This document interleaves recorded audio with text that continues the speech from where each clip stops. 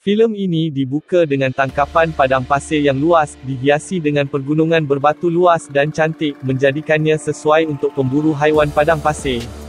Helikopter tidak tiba lama kemudian, membawa seorang lelaki bernama Richard, dan teman wanitanya, Jennifer. Pada masa ini, mereka akan ke rumah Richard yang terletak di tengah padang pasir.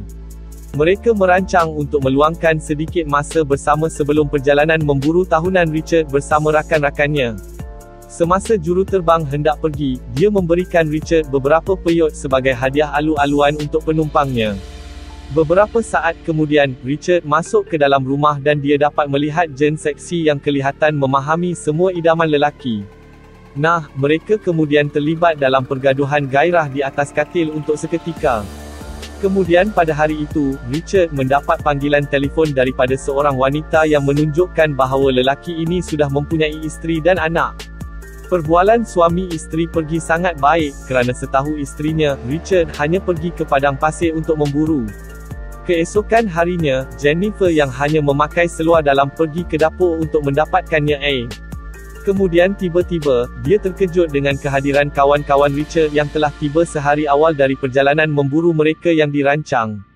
Richard kelihatan kesal melihatnya kedatangan awal mereka, kerana dia berniat untuk merahsiakan hubungannya dengan Jane. Oleh itu, oleh kerana mereka sudah tiba, Richard terpaksa membiarkan dua rakannya tinggal di sana. Salah seorang daripada mereka ialah Stan, dan seorang lagi ialah Dimitri. Apabila mereka memperkenalkan diri, kita dapat melihat bahawa Stan kelihatan begitu bersemangat untuk melihat rupa Jane. Apabila malam tiba, mereka duduk dan berehat di tepi kolam sambil menikmati pemandangan persekitaran padang pasir yang menakjubkan. Dimitri sedang berseronok dengan teropongnya, dan dia telah mengembangkan minat terhadap item yang diberikan oleh juruterbang kepada Richard. Richard kemudian menjelaskan bahawa ia adalah sejenis ubat dengan halusinogen yang sangat kuat, yang mempunyai kesan yang sangat kuat apabila dimakan.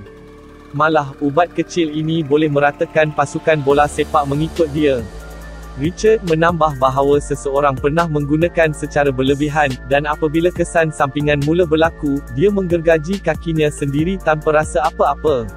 Untuk mengelakkan perkara itu daripada menjadi sumber perbalahan di kalangan rakan-rakannya, Richard memberitahu Jennifer untuk menyimpannya di tempat yang selamat. Tetapi ternyata Jane juga tertarik dengan narkotik yang baru dipelajarinya. Jadi, daripada menyimpannya di tempat yang selamat, Jennifer menyembunyikannya di dalam kalungnya. Selepas itu, Jennifer keluar dari rumah dan melakukan tarian menggoda untuk menghiburkan lelaki itu. Dengan keseronokan malam itu, Jennifer telah mengubah dirinya menjadi seorang gadis pertunjukan, di tengah-tengah lelaki yang sangat terpesona dengannya. Terutama untuk Stan, dia yang paling bersemangat, dan dia sangat teruja apabila Jane menjemputnya untuk menyertainya dalam tarian sensualnya. Keesokan harinya, Jennifer yang baru bangun tidur, disambut oleh Stan dan dibawa bersarapan bersamanya. Pada masa ini, Richard tiada di rumah, jadi Stan cuba mengambil kesempatan daripada keadaan untuk mendapatkan lebih dekat dengan Jane, tetapi sungguh malang baginya kerana Jennifer hanya mengabaikannya, dan kembali ke biliknya tanpa sebab yang jelas. Tetapi walaupun begitu, lelaki ini tidak mahu berputus asa, dan meneruskan usahanya di bilik Jane. Dengan nada kecewanya, Stan bertanya mengapa Jennifer sedang mengelak darinya, walaupun pada hakikatnya dia fikir wanita ini kelihatan menyukainya malam sebelumnya. Jennifer kemudian menjawab bahawa Stan bukan jenis lelaki yang dia minati, terutamanya memandangkan perawakannya yang pendek. Stan tersinggung dengan kata-kata itu, atau dengan kata lain, dia membenci gadis. Sila like dan subscribe channel kami. Terima kasih. Gadis itu tetapi mahu gadis itu memenuhi nafsunya yang tidak terkawal. Jennifer yang takut, hanya boleh menyerah kepada serangan seksual lelaki ini. Tidak lama selepas itu, Dimitri muncul tetapi dia tidak berkata apa sahaja, dan sebaliknya hanya berdiri sambil merenung perbuatan rakannya itu. Memandangkan Dimitri tidak mahu masuk campur, dia lebih suka pergi daripada terlibat dalam perkara itu. Dia menghidupkan TV dan memperbesarkan kelantangan supaya dia tidak mendengar jeritan Jane. Selepas beberapa jam, Richard kembali ke rumah, dan dia berasa pelik apabila melihat kedua-dua rakannya telah terdiam sepenuhnya. Stan kemudian memberitahu Richard bahawa terdapat sedikit masalah dengan Jane, tetapi dia tidak menyatakan apa itu. Apabila Richard pergi menemui Jane, wanita ini meminta dia menghubungi helikopter dengan segera kerana dia mahu pulang sekarang. Melihat perempuan simpanannya terus menangis, Richard seperti tahu apa benar-benar berlaku, jadi dia keluar dari bilik dan hanya memarahi rakan-rakannya atas tindakan mereka. Apabila Jane bangun semula, dia terus mengatakan bahawa dia mahu pulang sekarang. Tetapi Richard hanya mengatakan bahawa kawan-kawannya akan datang dan meminta maaf kepadanya. Selain itu, dia juga telah memberikan sejumlah besar wang supaya dia akan melupakan semuanya. Jane kini tidak boleh untuk mengekalkan emosinya lebih lama, dan dia mengancam untuk memberitahu Richard isteri tentang hubungan sulit mereka jika helikopter tidak datang menjemputnya. Kemudian, emosi Richard yang meluap-luap menakutkan Jane, menyebabkan dia akhirnya melarikan diri dari tempat itu. Apabila dua rakan Richard menyedari Jane melarikan diri, mereka menyertainya mengejarnya. Beberapa saat kemudian, pelarian Jane terhenti apabila dia melihat tebing buntu di hadapannya. Akhirnya, Richard dan rakan-rakannya tiba di tempat itu dan berjaya menyudutnya berhampiran tebing. Richard kemudian menggunakan semua rayuannya untuk menyatakan kekesalannya atas tindakannya. Dia juga cuba menenangkan Jane dengan menghubungi juruterbang untuk membawanya pulang dengan segera. Hasilnya, Jane akhirnya boleh tenang melihat hajatnya sudah tercapai, tetapi tiba-tiba Richard menolaknya dari tebing, di mana dia tertusuk pada pokok semasa musim gugur. Stan dan Dimitri terkejut dengan ini, dan mereka tidak menjangka Richard akan mempunyai keberanian untuk menolak dia mati. Richard kemudian menjelaskan bahawa mereka akan berada dalam bahaya jika mereka melepaskan Jane pergi, kerana mereka boleh dihukum penjara 15 tahun atas tindakan mereka. Dengan kata lain, Richard bimbang juga rahsianya menjalinkan hubungan sulit di padang pasir terbongkar kepada isterinya. Selepas itu, Richard dan rakan-rakannya pulang ke rumah mereka terlebih dahulu untuk mengambil perburuan mereka peralatan. Mereka akan kembali kemudian untuk membersihkan sebarang bukti pembunuhan itu, dan kemudian meneruskannya perjalanan memburu seolah-olah tiada apa yang berlaku. Adegan kemudian beralih kepada Jane yang masih dalam keadaan ditikam, dan mula dikerumuni semut. Ia sangat mengejutkan untuk melihat bahawa dia masih hidup, kerana dahan pokok mungkin tidak mempunyai terkena organ vitalnya. Dengan tubuhnya yang tersangkut di semak belukar, Jane cuba melepaskan dirinya dan menyedarinya semakin ringan dia selalu bawa bersamanya. Jane kemudian mengeluarkan semua kekuatannya dan berjaya meraihnya. Selepas itu, dia cuba membakar pokok renek kering itu, menyebabkan ia patah dan membenarkan dia melarikan diri dengan dahan masih tersangkut di badannya. Di sisi lain, Richard dan rakan-rakannya sedang menuju ke lokasi Jane untuk membersihkan badannya. Mujurlah bunyi kenderaan mereka dapat didengari oleh Jane, mendorongnya untuk segera bergerak dari tempat itu. Keadaan perutnya yang masih tersepit oleh dahan pokok renek menyukarkan dia untuk bergerak. Tetapi dia masih berjaya bersembunyi tepat pada masanya, dan membuatkan mereka bertiga terkejut apabila menyedari Jane sudah tiada di tempat itu. Mereka kemudian menganggap bahawa dia telah diselamatkan, atau bahawa dia telah melarikan diri sendiri. Oleh itu, ketiga-tiga lelaki itu akan cuba mencari jalan menuruni tebing untuk mengesahkan keberadaan Jane. Apabila Jane mendengar bahawa mereka telah pergi, dia mengambil kesempatan ini untuk pergi dari tempat dia berada sekarang. Memandangkan jarak untuk berpusing-pusing untuk menuruni tebing terlalu jauh, ketiga-tiga lelaki ini hanya dapat ke tempat itu apabila gelap. Pada ketika ini, mereka mula tertanya-tanya bagaimana Jane boleh hilang begitu sahaja. Dan pada masa yang sama mereka berjaya mencari kesan darah Jane, jadi mereka segera mengikut jejak darah. Ketika mereka terus mengikuti jejak darah, perjalanan mereka terhenti apabila jejak darah berakhir di tasik. Jadi mereka bertiga kemudian merancang untuk berpisah untuk mencari Jane, tetapi Stan nampaknya menyembunyikannya ketakutan selama ini, dan dia lebih suka menunggu di dalam kereta sekiranya dia akan kembali. Sementara itu, Jane yang mengalami pendarahan yang banyak, masih mampu melarikan diri dengan kekuatan yang masih ada. Tetapi dari jauh dia dapat mendengar bunyi kenderaan mencarinya. Di tengah-tengah dia panik, Dimitri muncul dengan basikal kuatnya, dan pergi selepas tidak melihat Jane di sana. Ternyata Jane sedang bersembunyi dengan menahan nafasnya di dalam air. Sebaik sahaja dia telah pergi ke pantai, dia melihat Dimitri tidak jauh dari tempat dia berada. Jen menganggap situasi ini sebagai satu peluang untuk dirinya sendiri, kerana dia melihat Dimitri meninggalkan senapangnya di sebelah kenderaannya. Dimitri yang telah tertangkap basah cuba untuk menenangkan Jen yang kelihatan tidak sabar-sabar untuk membunuhnya. Tetapi malangnya, ternyata Dimitri hanya memikatnya dengan meletakkan senjata yang tidak dimuatkan jauh darinya. Dimitri segera memberitahu dua rakannya, tetapi dia mahu menyeksa Jen terlebih dahulu sebelum membawanya kepada mereka. Nasib baik Jen berjaya mengambil pisau dari poket Dimitri. Akibatnya, Jen berjaya menikam Dimitri, membunuhnya dan meninggalkannya di dalam tasik. Jen kemudian meneruskan pelariannya dengan semua peralatan yang dia dapat daripada Dimitri. Tetapi perjalanan itu tidak bertahan lama, kerana kenderaan yang dinaikinya kehabisan minyak. Itu bermakna Jen perlu berjalan semula dengan dahan itu masih tersangkut di perutnya. Tidak jauh dari situ, Jen terserempak dengan sebuah gua dan berhasrat untuk berehat sebentar di situ. Dia masih dalam kesakitan akibat luka yang ditanggungnya, dan luka yang terlalu melampau menyukarkan untuk merawatnya.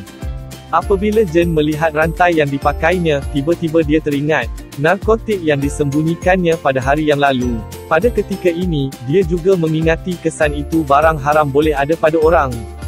Jen kemudian memakannya dengan segera tanpa berfikir panjang. Walaupun rasanya tidak enak tetapi Jen terpaksa memakannya kerana dia sangat memerlukan kesannya dadah. Tidak lama kemudian, dia mula merasakan sesuatu yang berbeza dalam tubuhnya yang tidak dapat dia jelaskan. Kesan halusinogen narkotik mula bertindak balas, di mana Jen mula mendengar suara dan mengalami halusinasi yang teruk. Dalam keadaan separuh sedar, dia mula bersiap rawatan kecemasan untuk lukanya.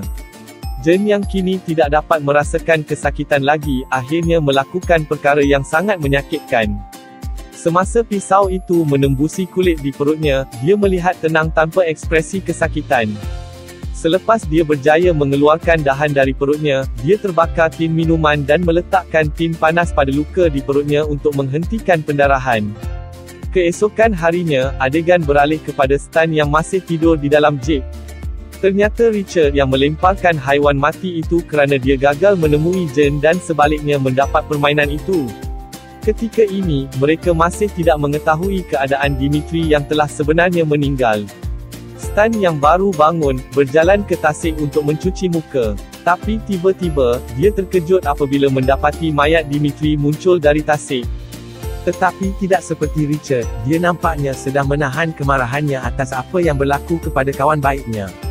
Tambahan pula, dia beranggapan bahawa kematian rakannya adalah kematian Jen. Mereka kemudiannya tidak mempunyai pilihan selain membuang mayat rakan mereka di tasik.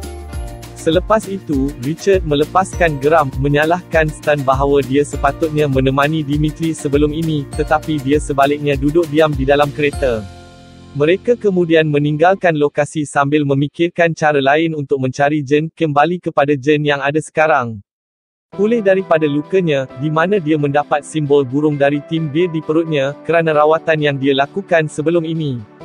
Dia kemudian mengambil senapangnya dan bergegas keluar dari gua. Ia ternyata hanya mimpi buruk, dan kesan dadah menyebabkan Jen mengalami mimpi buruk lagi dan lagi. Apabila Jen telah sedar sepenuhnya, dia menyediakan dirinya untuk meneruskan perjalanan dia. Dalam erti kata lain, perjalanan kali ini bukan untuk melarikan diri, tetapi untuk kembali pada mereka. Jen yang kelihatan lemah sebelum ini, kini berubah menjadi seorang wanita yang kuat dan berani. Dengan emosi yang tidak dapat dibendung dan senapang patah di tangan, dia mula mencari Richard dan Stan keberadaan di padang pasir. Di sisi lain, Richard dan Stan telah menemui basikal kuat itu Jen telah mengambil, dan mereka merancang untuk berpisah untuk memeriksa sekitar kawasan itu.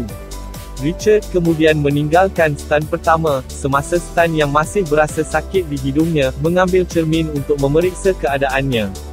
Tetapi dia langsung tidak sedar bahawa pantulan dari cermin yang digunakannya membolehkan Jen tahu di mana dia berada. Oleh itu, Jen tidak membuang masa, dan bergegas mengikuti ke mana Stan pergi. Walaupun dia berkaki ayam, wanita yang cedera ini terus mengekorinya. Selepas Stan memandu di sekitar padang pasir untuk seketika, keretanya mula kehabisan minyak. Jadi Jen menggunakan peluang ini untuk membidiknya terus dengan senjata, ditambah dengan skop 8x. Pada masa ini, Jen tanpa pengalaman langsung, cuba membidik bahagian penting sasarannya. Peluru itu hanya mengenai bahu Stan, dan dia dapat mendengar suara Stan menjerit kesakitan. Apabila Jen bangun semula, dia melihat bahawa Stan sudah tiada. Tetapi Jen dapat mengikuti langkah orang yang telah merogolnya, dengan melihat darah yang terpercik di tanah. Sementara itu, Stan yang sudah cedera memakai stokin untuk menghentikan pendarahan. Jen, sebaliknya, telah kehilangan jejaknya apabila jejak darahnya terhenti di tempat di mana dia hanya menemui kasutnya. Stan yang kini bersembunyi, memuatkan senjatanya dengan peluru untuk membunuh Jen dari belakang. Bagaimanapun, dia kelihatan suka membidik kerana terkena tembakan di bahunya. Kemudian, kerana tangan yang cedera, tembakan itu tersasar dan nasib baik hanya terkena pada telinga Jen. Jen yang sudah cedera di telinganya, segera melarikan diri sambil Stan terus menembaknya. Dengan serpihan cahaya obor, dia cuba menghentikan pengejaran Stan. Nasib baik untuknya, serpihan kaca berjaya mencederakan Stan, di mana dia kini bertungkus lumus mengeluarkan serpihan kaca yang melekat di kakinya. Dia kemudian berjaya menarik kaca keluar, dan kerana dia tidak lagi boleh berlari, dia kembali ke kereta untuk mengejar Jen. Luka besar di kakinya menyukarkan dia untuk memijak pemecut pedal. Tetapi kerana kemarahan yang menimpanya, dia tidak mengendahkan kesakitan yang dialaminya. Jen akhirnya berjaya membunuh orang yang telah merogolnya sebelum ini. Selepas melihat keadaan Stan, Jen mula mendengar panggilan walkie-talkie yang datang daripada Richard. Sebagai akibatnya, kebenciannya semakin kuat apabila dia mendengar suara orang yang hampir membunuh dia. Richard, sebaliknya, nampaknya sangat kecewa kerana dia tidak dapat mencari Jen. Lebih-lebih lagi, Stan tidak muncul di lokasi yang mereka rancang sebelum ini, dan tidak menjawab panggilan walkie-talkie-nya. Dia kini letih dan jengkel, dan akhirnya membuat keputusan untuk pulang ke rumahnya. Apabila Richard pulang ke rumah, dia kelihatan sangat tertekan dengan situasi yang dia hadapi melalui sekarang. Dia juga menyangka Stan yang belum pulang pasti dibunuh oleh Jen, jadi dia bercadang untuk meninggalkan padang pasir dengan menghubungi juruterbang helikopter untuk membawanya. Selepas itu, dia segera membersihkan diri sebelum meninggalkan tempat itu. Tetapi dia tiba-tiba mendengar suara yang mencurigakan, memaksa dia untuk memeriksa walaupun dia telanjang sepenuhnya pada masa itu. Dia fikir Jen telah datang ke rumah untuk membunuhnya, tetapi dia tidak mendapati apa-apa yang mencurigakan di dalam atau di luar rumah. Richard kemudiannya dikejutkan dengan bunyi TV, dan tiba-tiba, ketakutannya terhadap kedatangan Jen menjadi kenyataan. Pada ketika inilah Richard kelihatan sekarang tidak dapat berbuat apa-apa dengan keadaan itu, kerana Jen telah menyasarkannya dengan senapang patahnya. Tembakan Jen mengenai perut Richard, menyebabkan mereka terlibat dalam pertempuran antara satu sama lain. Selepas terharu, Richard memaksa dirinya untuk pergi dengan luka tembakan ke perutnya. Dan Jen terus mengejarnya, tetapi apabila Jen hendak masuk ke dalam bilik, dia tidak sedar bahawa Richard sedang menunggu untuk menembaknya. Nasib baik, darah yang mengalir dari perut Richard menangkapnya, mendorong Jen untuk mencari jalan lain. Richard kini semakin lemah akibat kehilangan banyak darah, menggunakan pembungkus makanan untuk menghentikan pendarahan. Tidak lama kemudian, Jen berjaya menemuinya dan berlakulah kejar mengejar antara mereka berdua daripada mereka. Sampai satu seketika, darah di lantai menyebabkan Jen yang berlari tergelincir. Keadaan ini membolehkan Richard untuk menyerangnya dengan mudah, dan Jen, yang sudah lemah tidak dapat berbuat banyak lagi untuk berhadapan dengan lelaki itu. Akhirnya, Jen terpaksa menggunakan langkah terakhirnya dengan menyerang luka di perut Richard. Dia kemudian mengambil senapang dan berjaya membunuh Richard dengan tembakan terakhirnya. Akhirnya, tiga lelaki yang mendera dan hampir membunuh Jen akhirnya mendapat apa yang sepatutnya, dan dendam Jen akhirnya berakhir. Dengan badan berlumuran darah, dia mengambil beberapa makanan yang memuaskan melangkah keluar sebelum menoleh apabila terdengar bunyi helikopter menghampiri. Sila like dan subscribe channel kami. Sila layari peti deskripsi channel ini untuk beri sokongan anda. Untuk tonton filem-filem lain sila lawat playlist channel kami. Terima kasih.